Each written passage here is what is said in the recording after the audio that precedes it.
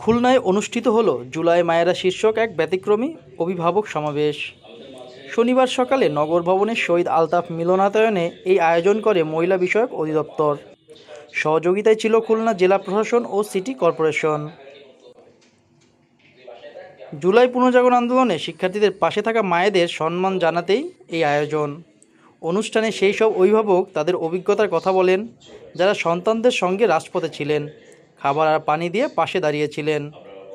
জুলাই আন্দোলনে রাজপথে থাকা জুলাই যোদ্ধা ও তাদের অভিভাবকরা বলেন, এখানে আমরা সফল করতে পেরেছি না, বাড়ি ফিরে যাব, কারণ আমাদের সাথে শত শত মেয়েরা ছিল।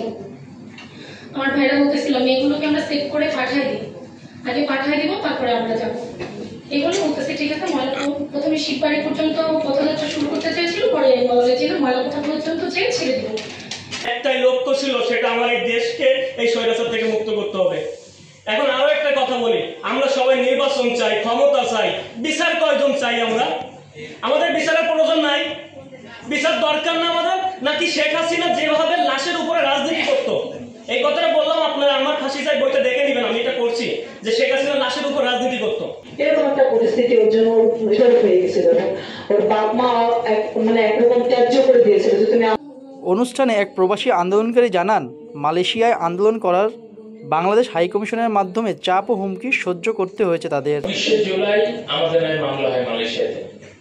মামলার পরে আসলে আমরা কিছুটা ব্যাকফুটে আসি, আবার ইসলামিক ইউনিভার্সিটিতে আমরা কিছু প্রোগ্রাম শুরু করি। আয়োজকরা বলেন, এটি কেবল স্মৃতিচারণ নয়, এক নীরব প্রতিবাদের বার্তা, যে অন্যায়ের বিরুদ্ধে মায়েরা সাহসিকতার সন্তানদের পাশে ছিলেন এবং থাকবেন। মোহাম্মদ নুরুল আমিন, পয়লা নিউজ, খুলনা।